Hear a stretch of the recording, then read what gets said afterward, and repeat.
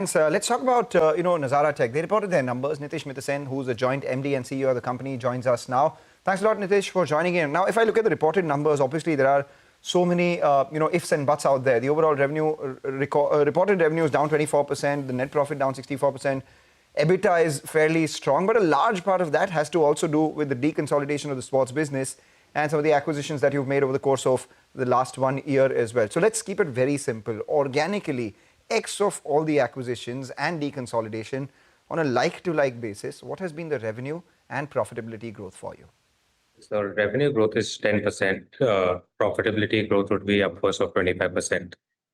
Right. But just to take a step back, I think the revenue decline at the headline number is basically because of the Nodwin deconsolidation. Yes. I think our focus on core gaming continues to progress very well. And as you will see, our EBITDA margins in this quarter have increased significantly to 16.8%. So I think we're very much on the right track. We are executing what we said we will execute, and the numbers are tracking what we expect. Okay, all right. Hi, Nitish. Good to see you. And as always, one of the positives was with regard to Kiddopia and the resumption of subscription subscribers. I think there were many quarters where we saw a decline, and now that's perked up. What's the outlook from here on? Does this addition continue? And would you say the worst is behind on Kiddopia business? Fundamentally, since the last year, we have created these centers of excellence in user acquisition, in data analytics, in artificial intelligence, and product. What these centers of excellence are doing are supporting each of our games and our studios to enhance the way they're operating. And the first positive impact and tangible impact you can see is in Kiddopia. As you know, we were struggling on adding subscriber base for quite some time. And this quarter, we've been able to do a net positive impact. And the best part is that our cost per acquisition has come down from $37 to $35.4. So we've been able to spend more, but at lower costs, which makes us feel very excited that we can get growth going quite strongly in the coming quarters. We've also grown in this quarter. Totally. That's an important factor, the customer acquisition cost in a business like yours, which was impacted earlier, but now it's on the mend. So that's positive. Just again, keep it very simple in terms of the investments that you're making in the business so far. What has been the total dollar value of investments that you've made in the company so far? And will you be making more? Are you looking at some sort of shareholder, fundraising? Yes. I think we are continuing to invest organically in our existing businesses. That is very important. If you see any of our games like Animal Jam has been launched on Roblox. We've signed new licenses for TV shows like Creators globally. We recently launched a Big Brother game. So there's a lot of investment that's going into existing business and growing the existing business. We are also actively pursuing new acquisitions of gaming studios and continue to be in advanced talks with a few.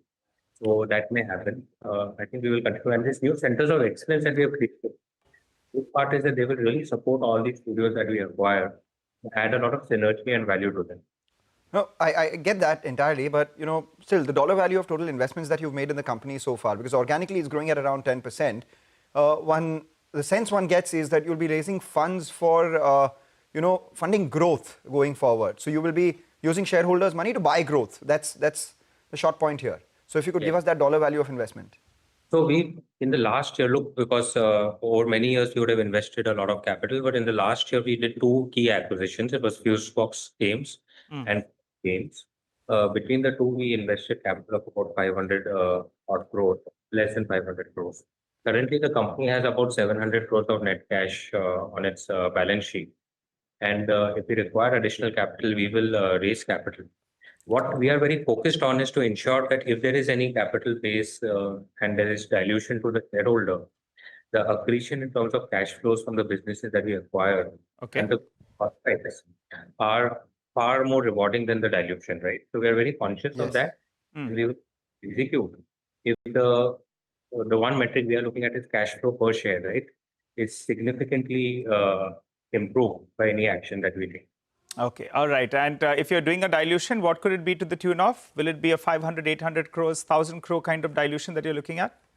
If we do, perhaps in that range, but there is nothing... Which one, 500, 700 or 1,000? 1,000?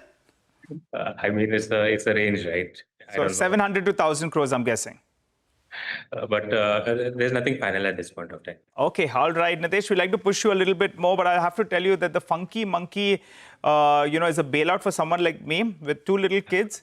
When you need to work, go to Funky Monkey, let the kids play and you can continue your work. So that's a bit of a bailout. And I think Mangalam's getting there as well. Yeah, so for me, it's not Funky Monkey. For me, it's Smash. And that's a bailout for myself. So if the kids need to do something, they can be at home. I'll go and play a couple of balls. You'll get there, Mangalam, as the baby starts walking. All right, Nitish, thanks a lot for joining in. We look forward to chatting up with you, discuss more about business and those inorganic brands as well. We'll track that.